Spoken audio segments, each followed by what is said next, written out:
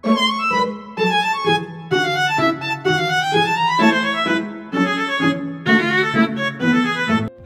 perkenalkan nama saya Lailatul Rahmi dengan NIM 2248201101 dari kelas 5B Farmasi. Dalam video kali ini saya akan mengolah data menggunakan SPSS untuk memenuhi tugas dari mata kuliah Biostatistik dengan dosen pengampu Bapak Hari Ade Saputra, SSI MSI. Selamat menonton. Untuk yang pertama kita lakukan dulu uji normalitas data. Di sini sudah saya inputkan data dan di label kelompok hewan uji, di value-nya juga sudah saya isikan seperti ini. Lanjut di data view juga sudah seperti ini. Langsung saja kita ke analyze, lalu ke descriptive statistik, lanjut ke explore, lalu isi dependent list dengan kadar kolesterol dan faktor list kelompok hewan uji. Statistiknya pastikan deskriptif di 95%, lalu tekan continue. Di plots pastikan centang normality plots with test, lalu tekan continue. Selanjutnya kita lihat data dan ambil Shapiro Wilk dikarenakan data kita itu kurang dari 50. Lalu kita lihat itu di data kita itu normal atau tidak. Kalau di data kita yang ini datanya normal ya.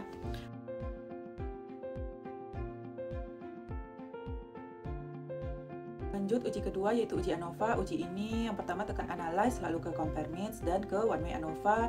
Dependent listnya diisi dengan kadar kolesterol, faktor listnya diisi dengan kelompok hewan uji, lalu tekan LSD, lalu ketik continue. Di option centang homogeneity of variant test, lalu tekan continue, lalu oke. Lihat hasil tes homogeneity of variance yaitu 0,890. Ini artinya besar dari alpha ya. Lalu di ANOVA signya itu 0,00, artinya terdapat perbedaan pada kelompok negatif dan kelompok dosis rendah. Selanjutnya itu ada uji Kruskal-Wallis. Sebelum melakukan uji ini kita ubah dulu data kita menjadi kategori. Nah, kita pergi ke record into different variables, ubah KK menjadi KK2, pergi ke old new value, lalu isikan seperti ini. Setelah itu continue dan oke. Balik lagi ke variabel view, ganti di value label itu untuk angka satunya itu normal, angka 2 sedang, dan angka 3 itu tinggi. Lanjut ke uji Kruskal-Wallis, analyze non-parametric test, lalu legacy dialog, tekan cut independent samples, lalu tes variabel listnya diisi dengan cut kadar kolesterol, lalu tekan several independent samples. Maksimumnya itu ada di 5, minimumnya itu ada di 1, lalu oke, dapatkan hasil signya itu 0,00. Selanjutnya kita uji Mann-Whitney. Yang pertama tekan analyze, lalu non-parametric test, tekan legacy dialog, lalu to independent samples, tes variabel isi dengan KK, grouping variabel diisi dengan kelompok hewan uji, lalu tekan test type-nya Mann-Whitney, lalu klik OK. Kita lihat hasil signya 0,818, yaitu besar dari alpha, jadi golongan dosis tinggi dan golongan dosis rendahnya tidak ada perbedaan. Lanjut ke uji chi-square.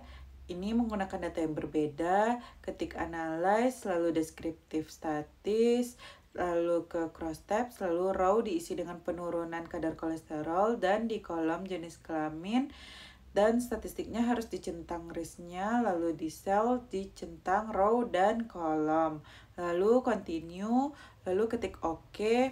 Lalu di datanya sudah 100%, jadi tidak ada perbedaan. Itu ada uji regresi linear.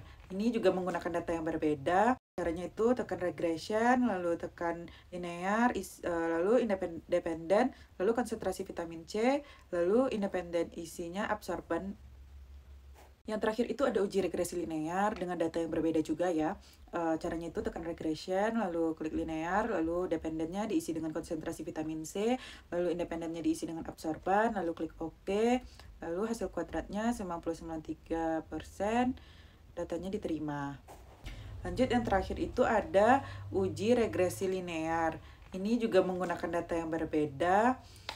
Caranya itu tekan regression, lalu tekan linear, lalu independent, lalu konsentrasi vitamin C, lalu independent isi.